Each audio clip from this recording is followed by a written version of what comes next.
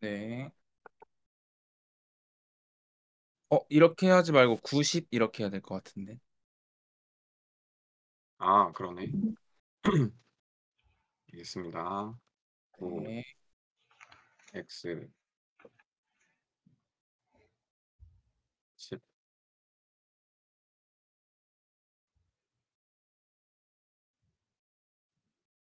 뭐야, 나 안 해? 아, 아니구나. 아직 시작 안 눌렀어. 아니야. 보이시죠, 다들? 예. 음, 사다리 시작합니다. 네. 네. 짠. 하나씩 탈까? 네. 뭘 타요? 결과 볼게요, 그냥. 네. 뭐야. 진짜 안 하네? 뭐야. 저는 아니, 이거 그대로. 세 번 다 채운 것 같은데. 어? 형님 다 태우셨습니까? 네. 그래요? 아, 그래? 네. 9까지 하면 한 번 더 하십시오. 아니, 다음에 굴을 하면 다 를 채운다는 하면 말인가? 를 아. 하면 세 번. 다음 주랑 다다음 주를 내가 하면 될 것 같은데? 근데 아마 지연이가 없어가지고 제가 맞아. 해야 되지 않을까 싶습니다. 맞아요. 일단 오늘은 이렇게 진행할게요. 네. 제가 10, 형길 님이 9 챕터 먼저 해주시면 됩니다. 잠시만요.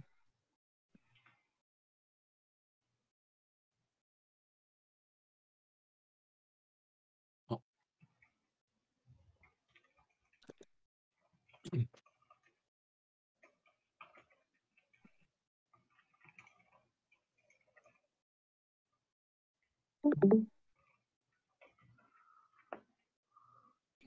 화면 저거 녹화가 안 됐다. 공유했습니다. 어? 지금 화면 공유하면 되나요? 예. 네.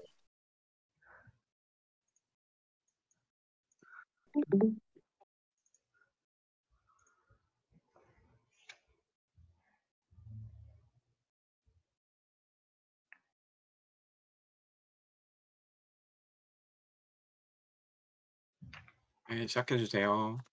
네. 챕터 9 운영체제 시작하기 발표하겠습니다. 아, 운영체제를 네. 발표는 오늘 챕터 9가 2개가 있으니까 10분으로 할게요. 네. 운영체제는 왜 알아야 될까요?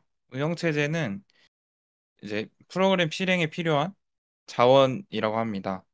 그래서 이 운영체제는 프로그램 실행에 필요한 요소들을 자원이라고 하고 운영체제는 이거를 할당을 하고 프로그램이 올바르게 실행이 될 수 있도록 돕는 프로그램이고요. 그래서 운영체제는 프로그램이니까 메모리에 적재가 돼야 됩니다.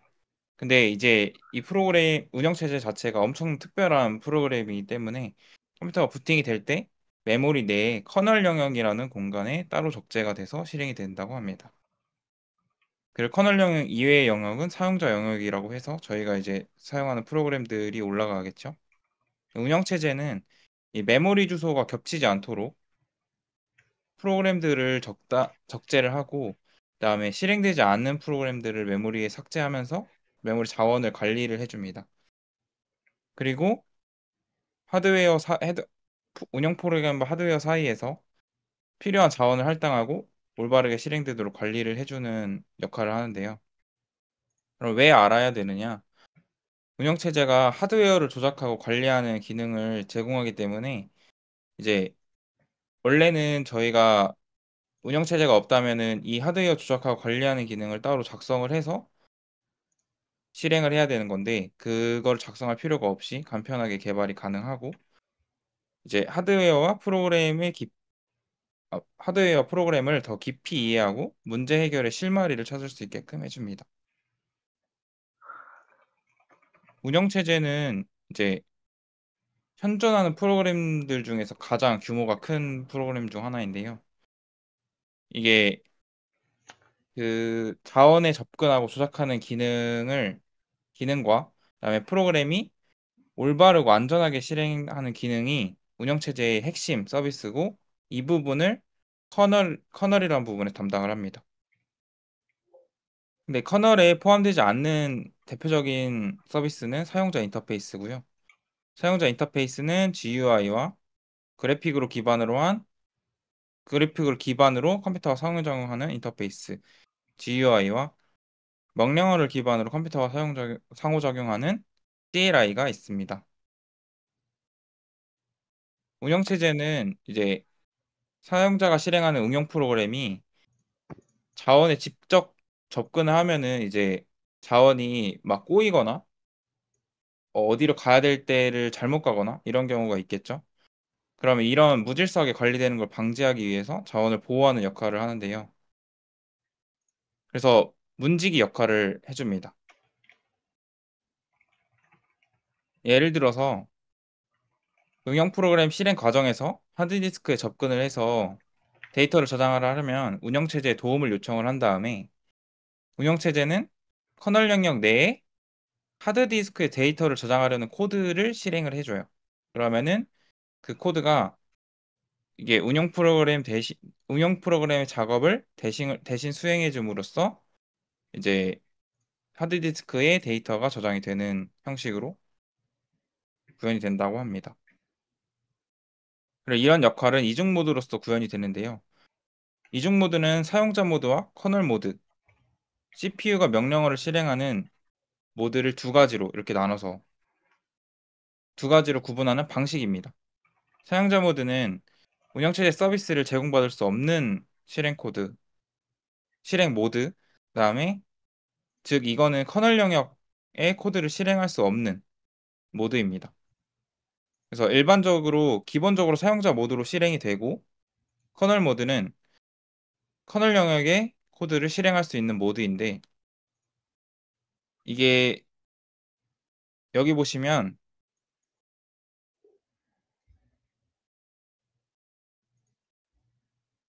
그림부터 설명을 드릴게요.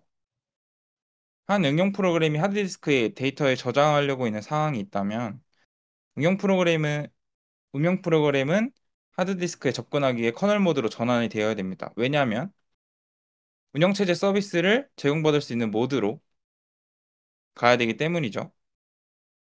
그리고 하드디스크에 저장하는 시스템 호출을 발생을 시킵니다. 시스템 호출이란 운영체제 서비스를 제공받기 위한 요청을 시스템 호출이라고 하는데요. 시스템 호출은 소프트웨어적인 인터럽트입니다. 그래서 그런 호출을 발생시켜서 커널 모드로 전환이 됩니다. 전환이 됐으니까 운영체제 내에 커널 영역에 있는 코드를 실행을 할 수 있겠죠. 그러면 하드디스크에 데이터를 저장하는 코드를 실행을 하고 하드디스크에 접근을 할 수 있게 됩니다. 그다음에 접근이 끝나면 다시 사용자 모드로 복귀를 해서 커널 모드를 사용하지 못하게 됩니다. 그래서 일반적으로 응용 프로그램은 이제 빈번하게 시스템 호출을 발생시켜서 사용자 모드와 커널 모드를 왔다 갔다 하면서 실행이 됩니다. 운영체제의 핵심 서비스는 세 가지가 있는데요. 프로세스 관리, 자원 접근 및 할당, 파일 시스템 관리 이렇게 세 가지가 있습니다. 프로세스 관리는 이제 하나의 CPU는 하나의 프로세스만 실행을 할 수 있기 때문에 CPU는 이 프로세스를 번갈아 가면서 가져와서 실행을 해주고 다른 이제 다 했거나 뭐 중간에 뱉을 수도 있겠지만 그런 식으로 한 번에 하나만 실행할 수 있습니다. 그래서 여러 프로세스가 동시에 실행되는 환경에서는 프로세스 동기화가 필수적이고 프로세스가 더 이상 실행되지 못하는 교착 상태를 해결해야 됩니다. 이 부분은 아마 챕터 11인가에서 나왔던 걸로 기억합니다. 그때 자세히 공부를 하시면 될 것 같고 그다음에 자원 접근 및 할당이라는 서비스를 제공을 또 하는데요. 모든 프로세서는 이제 실행을 위해서 자원이 필요하고요. 그 자원들은 이제 운영체제가 접근을 해서 이 프로세스들한테 할당을 해주겠죠. 그러면 CPU에서는 이거를 어떻게 공정하게 프로세스들을 할당을 운영체제가 이제 프로세스들한테 CPU를 할당을 해야 되는데 그걸 어떻게 공정하게 하느냐, 얼만큼 이용하게 하고 어떤 프로세스부터 이용하게 하느냐를 결정을 해주는 역할을 해줍니다. 그거를 CPU 스케줄링이라고 합니다. 메모리는 이제 새로운 프로세스가 적재될 때마다 못하겠네. 어느 주도에 적재를 해야 될지 결정을 해주고요. 입출력 장치는 이제 CPU에 하드웨어 인터럽트 요청 신호를 보내면 하던 일을 백업을 하고 커널 영역에 있는 서비스 인터럽트 서비스 루틴을 실행을 합니다. 그래서 운영체제는 이 인터럽트 서비스 루틴을 제공을 함으로써 입출력 작업을 수행할 수 있게끔 해주는 역할을 하고요. 그다음에 나머지 마지막 파일 시스템 관리. 운영체제는 이제 파일을 열고 생성하고 삭제하고 폴더로서 관리하는 파일 시스템을 지원합니다. 네, 여기까지입니다. 고생하셨습니다.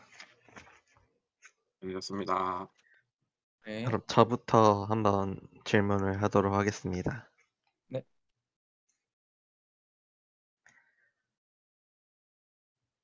운영 체제가 무엇이며 왜 중요한가요? 운영체제는 그 프로그램들한테 자원을 할당을 해주고요. 그 자원이랑 이제 프로그램 실행에 필요한 것들을 자원이라고 하는데 그것을 할당을 해주는 역할을 합니다. 근데 이거를 운영체제를 왜 사용해야 되느냐면 그 프로그램들이 직접 메모리나 이런 자원들에 직접적으로 접근을 한다면 꼬일 가능성이 크기 때문에 그거를 문지기 역할을 운영체제가 그걸 문지기 역할을 해줌으로써 어, 전체적인 돌아가는 것들이 이제 꼬이지 않도록 하는 역할을 해줍니다. 감사합니다. 네.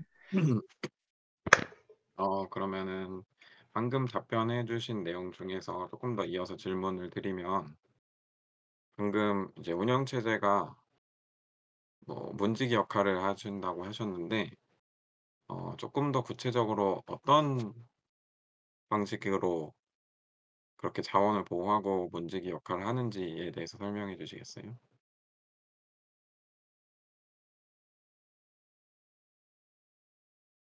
운영체제는 일단 대부분 이중 모드라는 것을 통해서 이제 운영체제는 그것을 관리를 하는데요. 이제 대부분의 프로그램들은 사용자 모드로 기본적으로 실행이 돼 있고 이거는 이제 운영체제의 커널 영역에 있는 그런 명령어들을 실행할 수 없는 그런 모드입니다. 근데 이제 그 응용 프로그램이 어떠한 행동을 원하면 커널 모드로 변환이 되고 그다음에 운영체제가 거기에서 커널 모드로 전환이 됐으니까 커널 영역에 있는 그런 명령어들을 꺼내 와서 사용을 하고 그다음에 해당 동작이 끝나면 다시 사용자 모드로 변환되는 식으로 운영체제가 자원들을 관리하고 있습니다.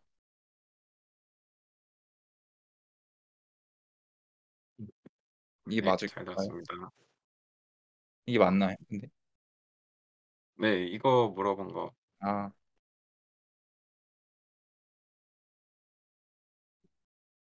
그러면은 혹시 그 이제 사용자 모드랑 커널 모드를 얘기를 해 주셨는데 네.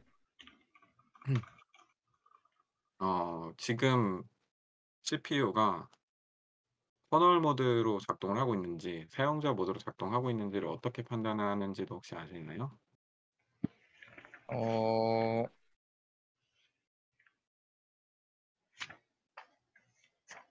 잠깐 생각 좀 해보겠습니다.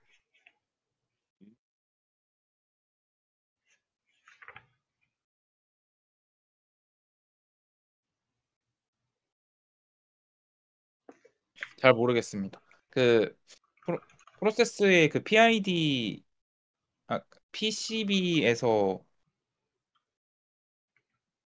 거기에 적혀 있는 걸까요? 음, 이제 저희가 이전에 배웠던 레지스터에 여러 가지 레지스터 값들이 있었잖아요. 네. 거기에 플래그 레지스터라는 레지스터가 있는데 거기에 아, 아, 어? 슈퍼바이저 플래그라는 것이 있어요. 네. 그래서 그 슈퍼바이저 플래그 값이 1이면 이제 커널 영역이고 0이면 일반 사용자 모드로 해서 그 CPU는 이제 그 슈퍼바이저 플래그를 보고서 커널 모드인지 사용자 모드인지를 확인을 하게 됩니다. 음, 네, 감사합니다.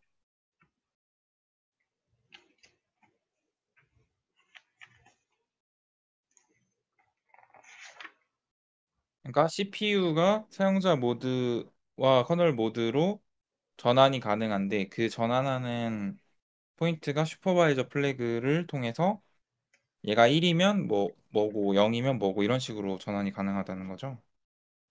네네, 맞습니다. 네, 감사합니다.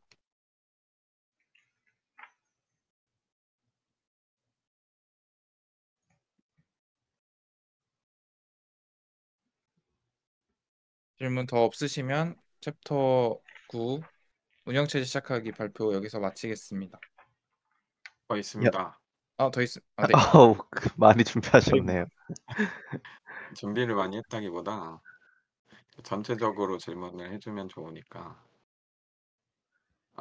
이제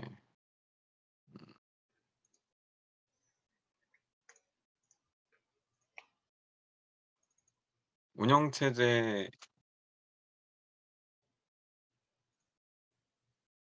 아까 얘기했던 내용인가?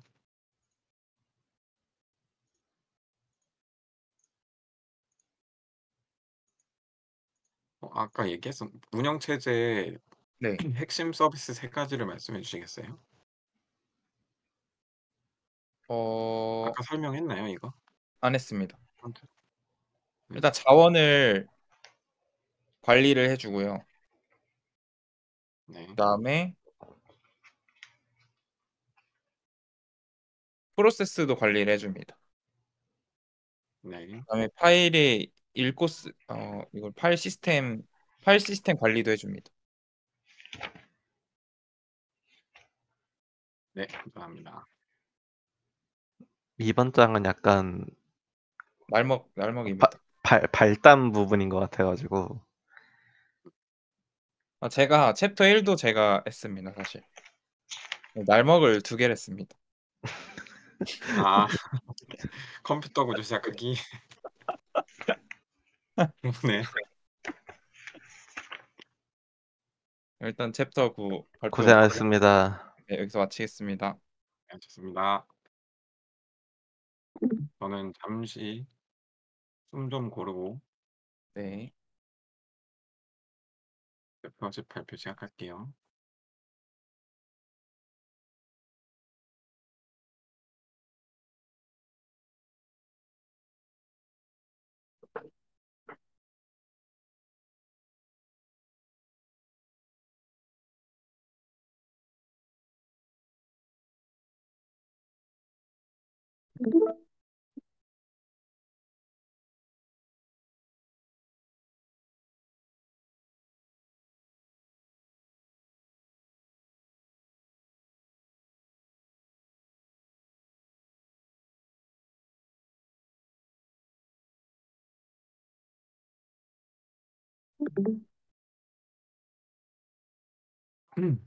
아, 네, 그러면 챕터 10 프로세스와 스레드 발표 시작하겠습니다. 먼저 챕터 10에서는 프로세스랑 스레드라는 개념에 대해서 나오는데요. 우선 소목차를 먼저 소개 드리면 프로세스에 대한 개요가 나오고 두 번째로는 프로세스의 상태라는 것과 계층 구조에 대해서 소개를 드리고 그리고 마지막에 스레드에 대해서 스레드가 뭔지에 대해서 설명드리겠습니다. 먼저 첫 번째로 프로세스가 뭔지인데요. 어 프로세스에 대해서는 저희가 음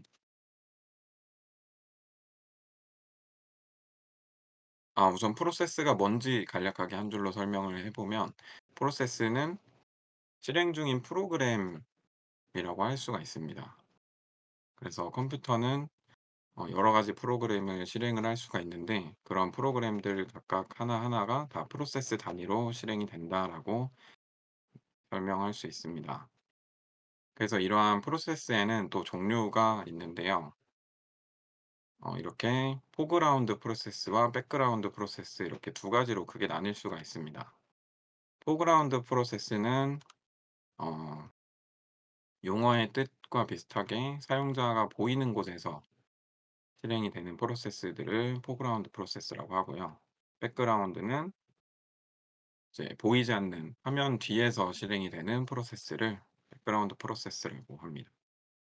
그래서 이렇게 작업 관리자, 저희가 윈도우에서 많이 이렇게 사용을 할 때 프로세스 탭을 가보면 백그라운드 프로세스랑 앱이라고 되어 있는 프로세스들을 볼 수가 있는데, 이것들 하나하나가 다 각각의 프로그램이고 걔네들이 다 프로세스라고 할 수 있습니다. 그리고 이제 데몬이라는 개념이 잠깐 나왔었는데요. 이 데몬이라는 것은 백그라운드 프로세스의 일종인데, 그중에서도 조금 장기적으로 실행이 되는 백그라운드 프로세스라고 생각하시면 됩니다. 어 이거에 대해서 깊이 있게 나오진 않았기 때문에 뭐 깊은 내용을 다루긴 어렵지만, 이제 어 뭐 서비스의 요청에 응답하는 그런 백그라운드 프로세스라고 합니다. 그리고 윈도우에서는 이제 이 데몬이라는 용어는 그 리눅스나 유닉스 계열에서는 데몬이라는 명칭을 쓰는데, 윈도우에서는 서비스라고 부른다고 합니다.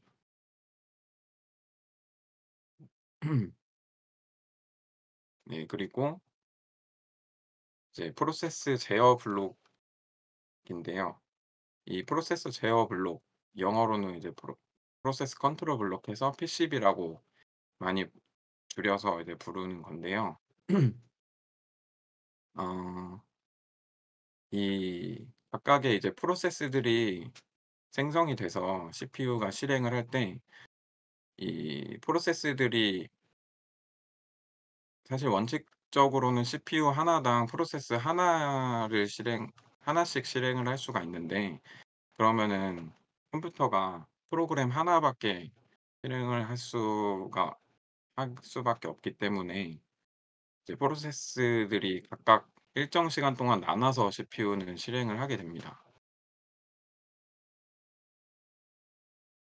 근데 이제 그런 일정 시간을 이제 타이머 인터럽트라는 그 인터럽트를 발생을 시켜서, 이 타이머 인터럽트가 발생을 했을 때 이제 프로세스 1을 실행하다가 이 인터럽트가 발생하면 이제 프로세스 1은 중단이 되고, 그다음 프로세스 2를 실행하고, 또 일정 시간 동안 실행하다가 또 인터럽트를 발생시켜서 이 2를 멈추고 3를 시작하고, 이런 방식으로 프로세스 여러 개를 동시에 실행하는 방식이 이제 타이머 인터럽트를 통해서 시간을 나누게 되는 개념입니다.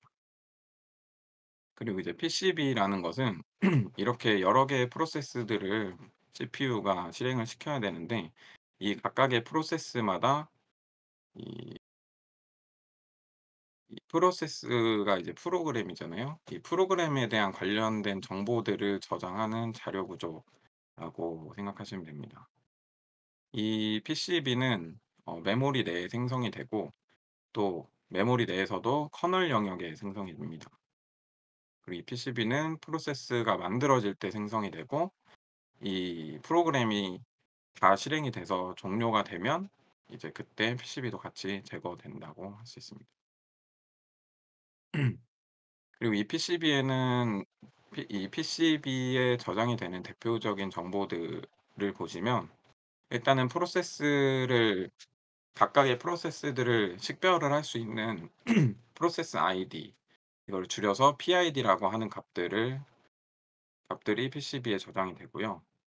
이제 그래서 PID를 통해서 어떤 프로세스인지를 식별하게 됩니다. 그리고 레지스터 값, 이 앞에서 배운 것처럼 프로세스를 실행을 할 때 그 각각의 프로세스마다 사용되는 레지스터 값들을 또 PCB에 저장이 되고요.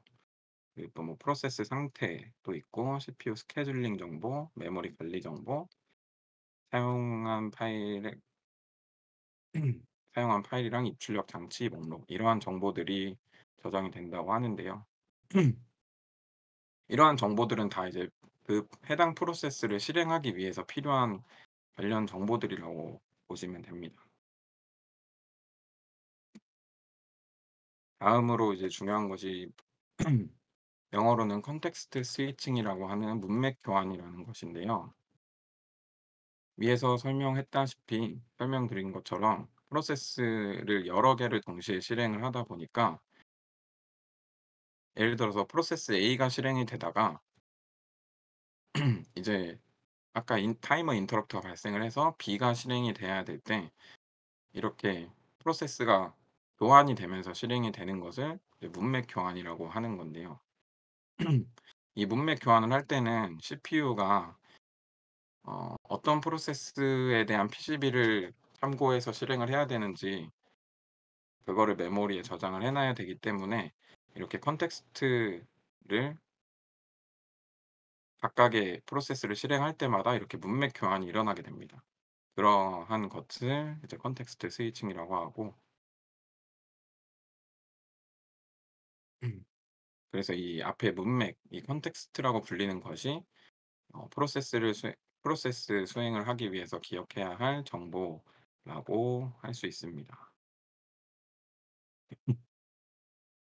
하지만 이렇게 컨텍스트 스위칭이 너무 자주 일어나게 되면 오버헤드가 발생할 수 있다고도 합니다. 다음은 프로세스의 메모리 영역인데요. 이제 이 각각의 프로세스들도 CPU가 실행하기 위해서 메모리에 적재가 돼야 되는데, 이 메모리의 각각의 프로세스 내에서도 이렇게 영역이 좀 크게 보면 네 가지로 나뉘게 됩니다. 그 네 가지는 이렇게 코드 영역이 있고, 데이터 영역, 힘 영역, 스택 영역, 이렇게 네 가지로 나뉘어지는데요. 먼저 코드 영역이라는 것은 이 프로그램 그 프로세스를 실행할 수 있는 코드가 담겨 있는 영역을 코드 영역이라고 합니다. 실제로는 이제 기계어로 이루어진 명령어가 저장이 되고요. 그리고 이 코드 영역 같은 경우에는 프로그램을 실행하는 코드가 담겨 있기 때문에, 이 코드는 런타임 시에 바뀌는 명령어들이 아니기 때문에 이제 읽기 전용 공간으로 생성이 됩니다. 그리고 데이터 영역은 어떤 해당 프로그램이 실행이 되는 동안에 계속적으로 유지가 되는 데이터들을 저장하게 되는 공간인데요. 대표적으로 이제 프로그래밍을 할 때 전역 변수라는 거를 선언해 보셨으면은 아실 수 있는데, 이런 전역 변수들이 대표적으로 데이터 영역에 저장된다고 생각하시면 됩니다. 그리고 힘 영역은 이제 이거는 이제 프로그래머가 직접 할당할 수 있는 저장 공간이라고 되어 있는데요. 얘는 이제 대표적으로 뭐 클래스나 객체나 뭐 프로그래밍을 할 때 또 변수 같은 데 데이터를 저장을 하잖아요. 그런 데이터들이 저장되는 영역을 힘 영역이라고 할 수 있습니다. 그렇기 때문에 근데 이제 프로세스에는 정해진 할 정해진 메모리 공간이 있는데, 이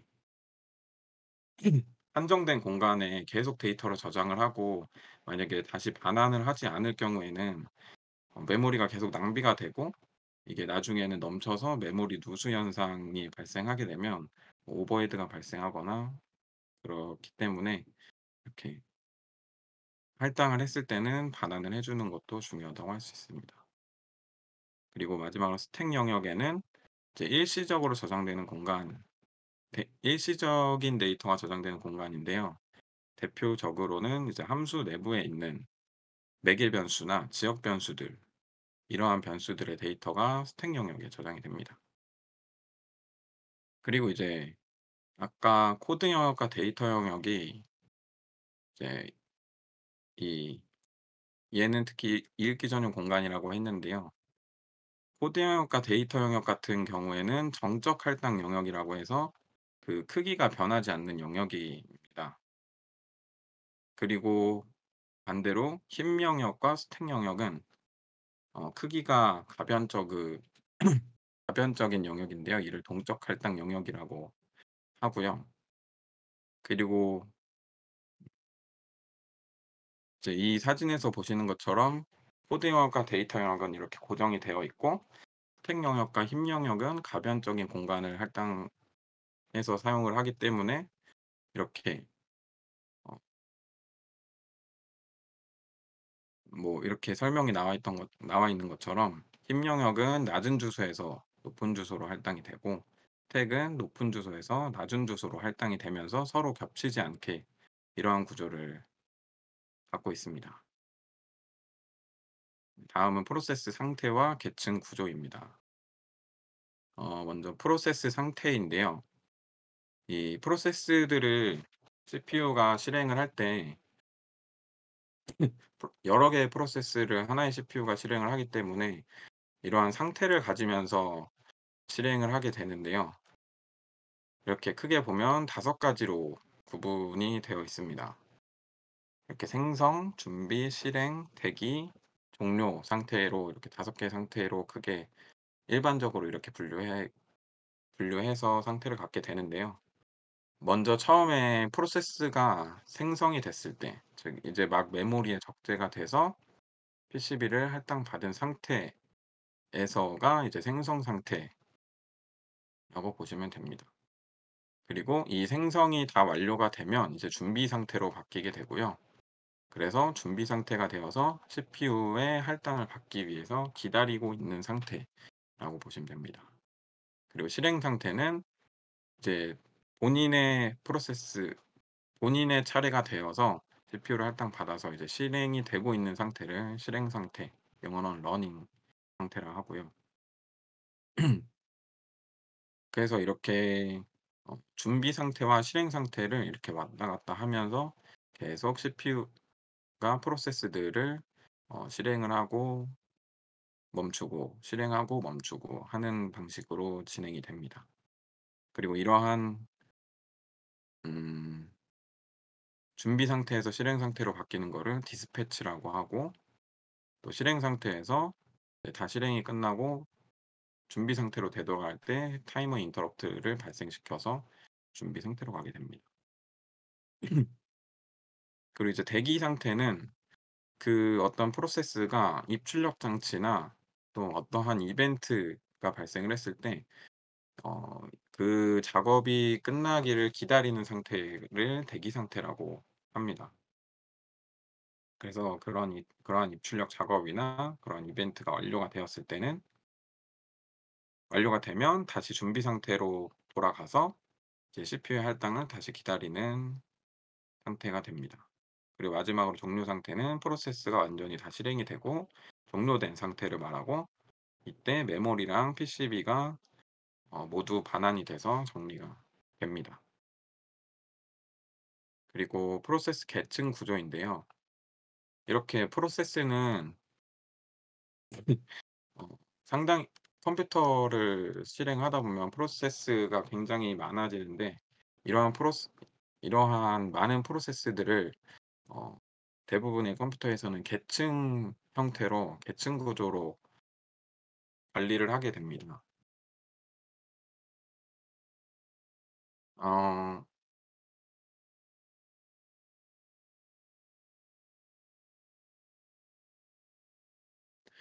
그래서 이제 이렇게 프로세스가 생성이 되면은 어떠한 프로세스가 또 다른 프로세스를 생성을 할 수가 있는데, 그럴 때 이제 생성한 프로세스를 부모 프로세스라고 하고,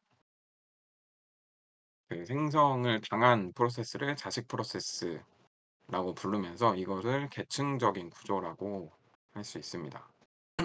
이러한 자식 프로세스를 생성하는 것은 시스템 호출을 통해서 생성을 할 수가 있습니다. 그리고 이렇게 자식 프로세스에는 어떤 어떠한 프로세스에 의해서 생성이 됐는지도 알 수 있어야 하기 때문에, 이 자식 프로세스의 PCB에 이 부모 프로세스의 PID인 PPID라는 값으로 이제 기록이 되어 있습니다. 참고로 윈도우 운영 체제에서는 프로세스를 계층적으로 관리하지 않는다고 합니다.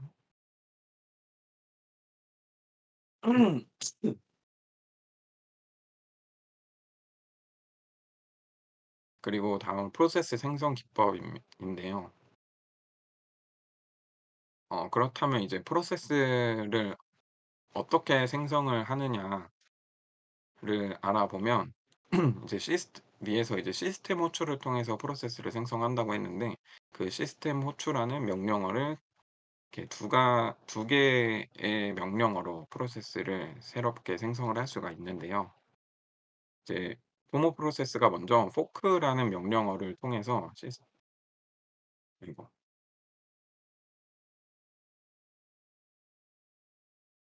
fork라는 시스템 호출 명령어를 통해서 첫 번째로 이 자기의 프로세스의 복사본을 먼저 만들게 됩니다. 그리고 이렇게 만들어진 복사본에서 exec라는 시스템 호출 명령어를 실행시키면, 이 프로세스에다가 어떠한 다른 프로그램을 이 프로세스 내에다가 다른 이 메모리에 저장하는 시스템 호출이 이제 exec입니다. 그래서 이렇게 두 개의 명령어를 사용하게 되면 새로운 프로세스를 생성을 할 수가 있고요. 이렇게 복사본을 만들었지만 프로세스는 서로가 다른 프로세스이기 때문에 PID 값이 서로 달라지게 됩니다. 네, 다음으로 스레드인데요. 이제 우리가 프로세스를 배웠는데, 이 프로세스 내에서는 또 스레드라는 것을 통해서 또 여러 실행 단위의 흐름으로 프로그램들을 실행을 할 수가 있는데요. 스레드의 정의를 보면 프로세스를 구성하는 실행 흐름의 단위라고 할 수가 있습니다. 그래서 하나의 프로세스당 여러 개의 스레드를 가질 수가 있고요. 이 스레드에는 이 프로세스랑 조금 비슷하게 이 스레드의 ID 값, 그리고 프로그램 카운터, 레지스터, 스택, 이렇게 구성이 됩니다. 그런데 이제 프로세스랑 조금 다른 점은, 이 스레드는 조금 더 작은 규모의 프로세스라고도 볼 수가 있는데요. 실행에 필요한 최소한의 정보만을 담은 것 담아서 이제 생성이 돼서 실행이 되게 되고, 그리고 이 스레드라는 거는 프로세스에 종속이 되어 있기 때문에 그 해당 프로세스 내의 자원들을 각각의 스레드 간에 공유를 할 수 있다는 장점을 갖고 있습니다. 음 뭐 이거는 참고 사항이기 때문에 넘어가겠습니다. 마지막으로 이제 멀티 프로세스와 멀티 스레드의 차이인데요.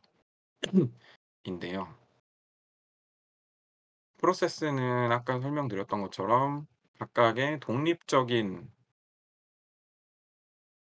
그 메모리 공간을 사용하게 되는데, 스레드는 그 해당 프로세스 내의 자원들을 각각의 스레드마다 공유해서 사용을 한다는 점이 가장 큰 차이점입니다.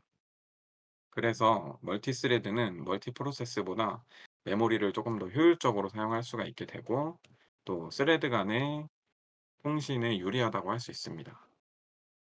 그러나 이제 이렇게 멀티스레드는 자원을 같이 공유를 해서 사용을 하기 때문에 만약에 하나의 스레드에서 문제가 발생하게 되면 이것이 프로세스 전체의 문제로 야기될 수 있는 문제점도 가지고 있습니다. 이것도 참고사항이지만 마지막으로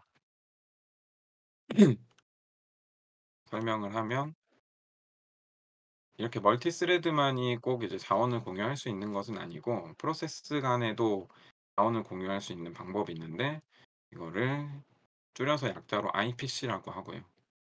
그렇게 IPC라는 이 통신 프로세스 간의 통신 그 방식을 사용하게 되면 스레드처럼 데이터를 서로 주고받을 수 있습니다. 대표적으로는 파일을 통해서 프로세스 간의 통신을 하기도 하고 아니면 메모리를 공유하는 아예 따로 공유 메모리를 둬서 같이 공유를 하기도 하고요. 뭐 스켓이나 파이프를 통한 통신 등 여러 가지 방식이 있다고 합니다. 네, 발표 마치겠습니다. 네, 고생하셨습니다. 몇 분 했죠? 저 오늘도 오래 한 것 같은데. 20분이요. 근데 이거는 내용이 많아서 어쩔 수가 없긴 합니다. 음, 그러면 저부터 해보겠습니다. 잠시만요.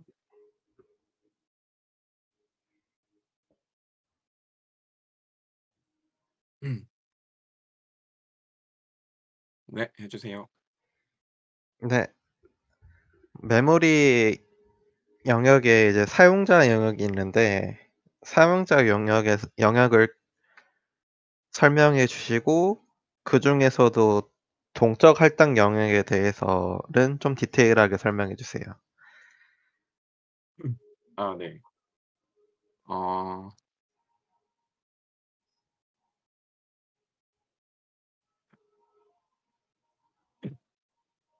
우선 어,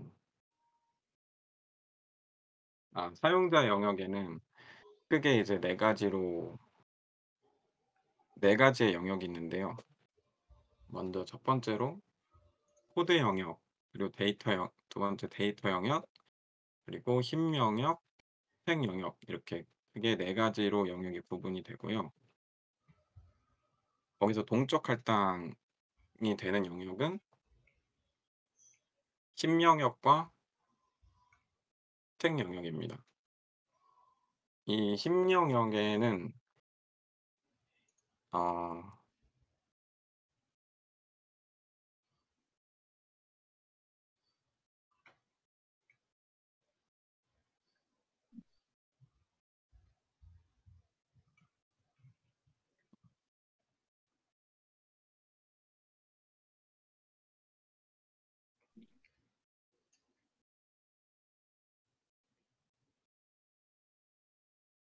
힘 영역은 힘 영역에는 뭐 예를 들어서 클래스나 객체나 이러한 프로그래머가 동적으로 할당되게 런타임 시에 동적으로 할당되는 그러한 데이터나 변수 같은 정보들이 저장되는 영역이라고 할 수 있고요.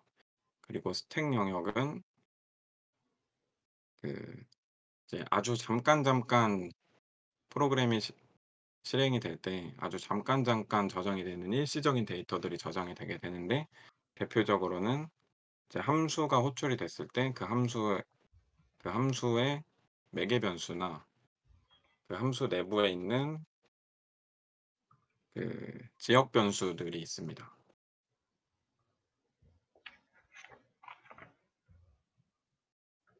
끝인가요? 네, 끝입니다. 그러면 추가적으로 힘 영역에 대해서 이제 설명해 주셨는데 네. 힘 영역에서의 메모리 누수 현상이라는 게 있는데 요거에 대해서 한번 설명해 주세요. 아, 네, 이제 힘 영역은 방금 말씀드렸던 것처럼 이제 동적 할당 영역이고 프로그램이 실행이 되면서 중간중간에 데이터가 동적으로 데이터가 점점 쌓여갈 수 있게 되는데요. 그러다 보면 이제 적절한 시점에 데이터가 사용이 되고 사용이 되지 않는 시점에 데이터를 반환을 할당된 메모리 공간에서 반환을 해 줘야 되는데, 만약에 이것을 적절한 시점에 반환을 하지 않고 계속 남아 있는 상태로 유지를 하게 되면 해당되는 메모리 공간들은 낭비되는 공간이 되게 되고요. 그러다 보면 이제 한정된 자원 내에서 점점 데이터들이 그렇게 쌓이다 보면 어 그렇게 낭비되는 현상을 메모리 누수 현상이라고 합니다. 네, 감사합니다. 네. 네. 네, 그러면 저 질문할게요.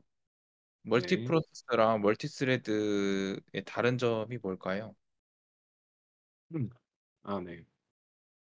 어 우선은 멀티프로세스랑 멀티스레드의 가장 큰 차이점이라고 할 수 있는 거는, 멀티프로세스는 각각의 프로세스마다 독립적인 메모리 공간을 할당받아서 프로그램이 실행이 되고요.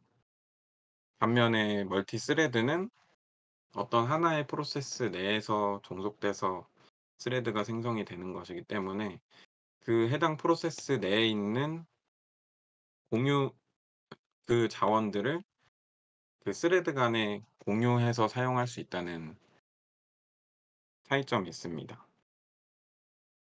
음, 그럼 각각의 단점과 장점이 뭔지 설명해 주시겠어요?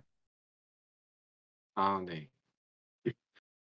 우선은 멀티스레드의 장점을 먼저 말씀을 드리면, 이렇게 프로세스 내에 있는 공유 자원을 사용할 수 있기 때문에 스레드 간의 통신에 유리하다는 이점이 있고요. 그 대신에 단점으로는 이렇게 여러 개의 스레드들이 하나의 자원을 공유해서 같이 사용을 하기 때문에, 만약에 어떠한 스레드 하나가 문제가 발생을 하게 되면 프로세스 전체에 문제가 될 수도 있고, 네, 프로세스 전체에 문제가 발생을 할 수 있다는 그러한 단점이 있습니다. 그럼 멀티프로세스의 장단점은 뭘까요? 멀티 프로세스의 장단점은 음 독립적인 공간을 사용을 하기 때문에 각각의 프로세스마다 문제가 발생을 해도 다른 프로세스에 영향을 미치지 않을 수 있다는 점에서 그런 점에서 장점이 있습니다. 단점은 뭘까요? 단점이요? 네. 단점은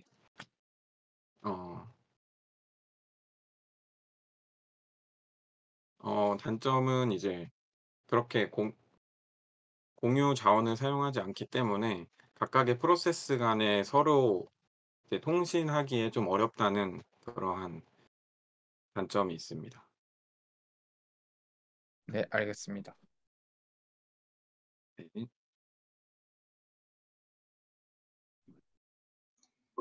네, 저는 마지막 질문을 드리겠습니다. 프로세스 상태에 대해서 이야기해 주셨었는데 이 상태의 도표 흐름을 좀 설명해 주실 수 있나요? 목표 흐름이요. 네. 어 우선은 먼저 프로세스가 처음 생성이 되게 됐을 때 이 프로세스에 대한 이제 PCB가 생성이 되는데요. 이 프로세스가 처음에 메모리에 적재됐을 때의 그때의 상태를 어 생성 생성 상태 맞 맞죠? 생성 상태. 맞나요? 네. 네. 네. 네, 처음에 이제 생성이 됐을 때의 프로세스의 상태를 생성 상태라고 하고요. 그리고 이제 그렇게 프로세스의 PCB랑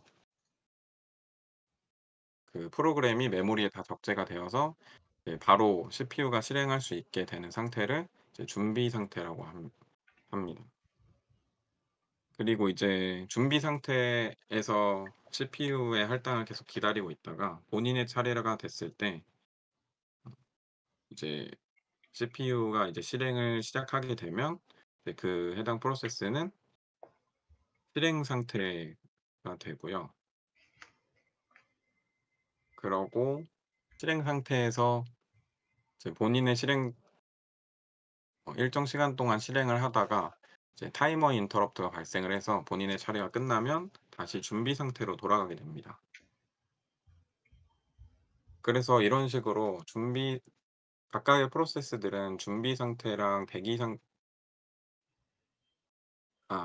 준비 상태랑 실행 상태를 계속 반복적으로 왔다 갔다 하면서 각각의 프로세스들이 번갈아 가면서 동시에 실행이 되는 것이고요. 그리고 일반적으로는 그렇게 되는데 뭐 예외적으로 어떤 프로세스가 뭐 입출력 장치를 사용을 하게 되거나 혹은 뭐 다른 이벤트들이 만약에 발생을 했을 경우에는 그럴 때는 이제 그 입출력 작업이 끝날 때까지 기다려야 되기 때문에 그렇게 입출력 작업을 대기하는 상태를 대기 상태라고 부릅니다. 그래서 대기 상태가 완료가 되면 다시 CPU의 실행을 기다리는 준비 상태로 돌입이 됩니다.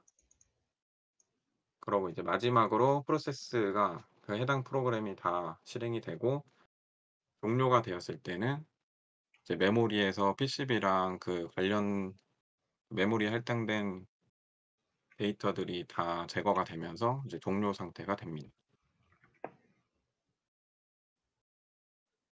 매우 훌륭합니다.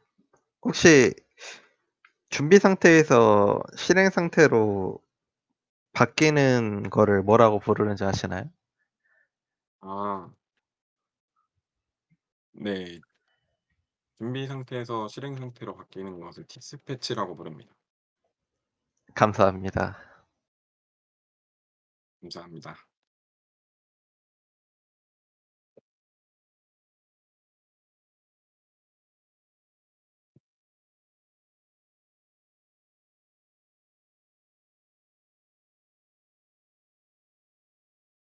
그럼 다 끝난 건가요? 네.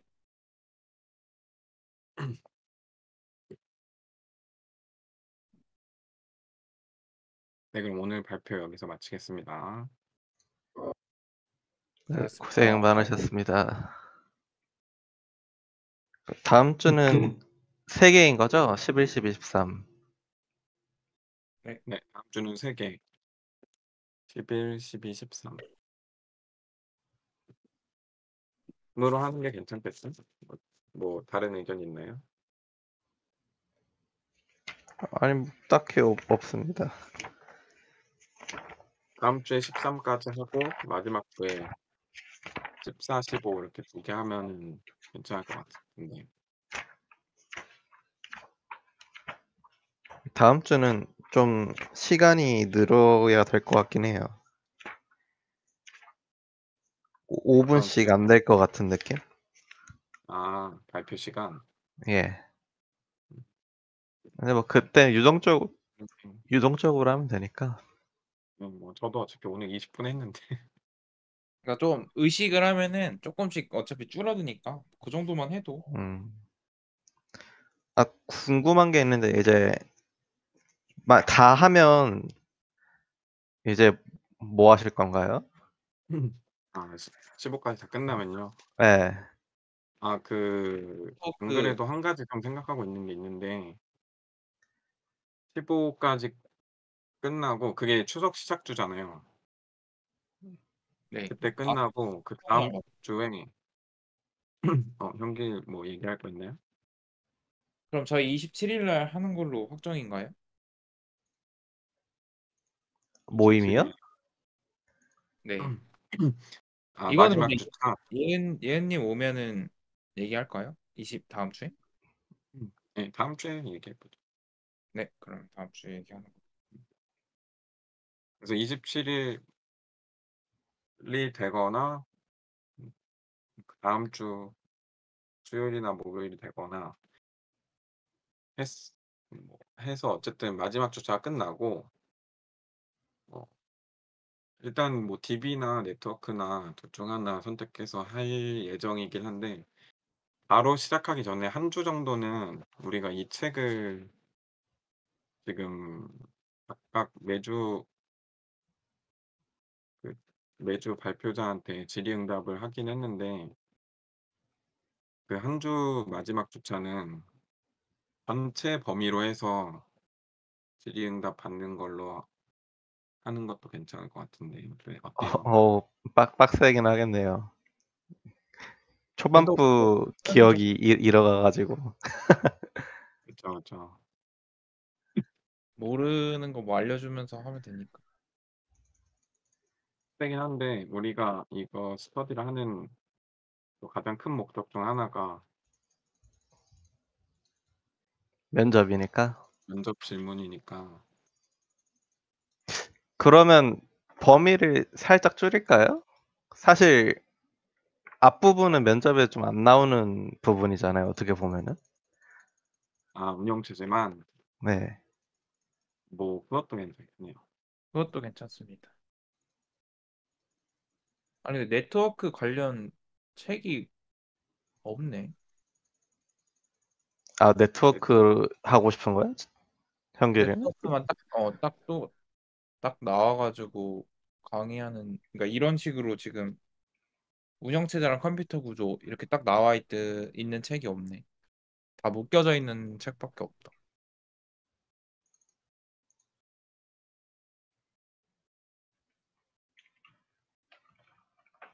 아마 이렇게 컴퓨터 이렇게 한빛 미디어처럼 해주는 것까지는 없을 것 같고 대표적으로 CS 공부할 때 하는 책들 리스트가 있어서 그 중에서 골라서 하면 될 것 같아요. 거기에서 이제 강- 네트워크 하고 다른 부분들 하고 이런 식으로. 꼭 강의가 없더라도 아마 대부분 공식 강의는 없을 거고 뭐 인프런이나 그런 강의 사이트에서 많이 하는 거 뭐 K묵이나 그런 거 보고 하면 될 듯. 그렇게 알겠습니다. 해야 될 것 같아요.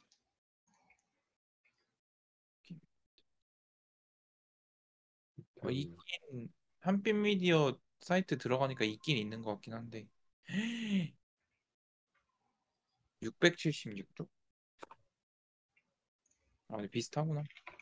홍콩 커먼 책이 있어? 네트워크? 쉽게 배우는 데이터 통신과 컴퓨터 네트워크라는 책이 있어. 이거 괜찮은 것 같은데. 네트워크 개념, 그 다음에 그 뭐야, OSI 7계층 중에 아래 거 있고 위에 거 좀 있고. 아니, 혼자 공부하는 아니야. 그 어떤 쉽게 배우는 데이터 통신과 컴퓨터 네트워크.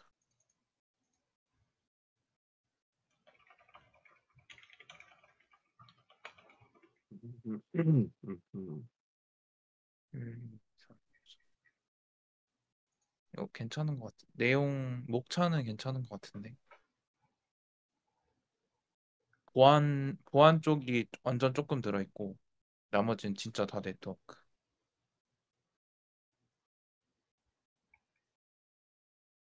그 나온 지 1년밖에 안 된 책이라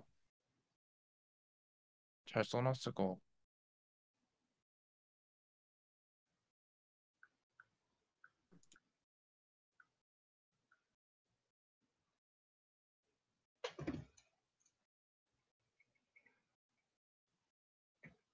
아, 대학 강의용 교재로 개발된 책이네. 괜찮은데?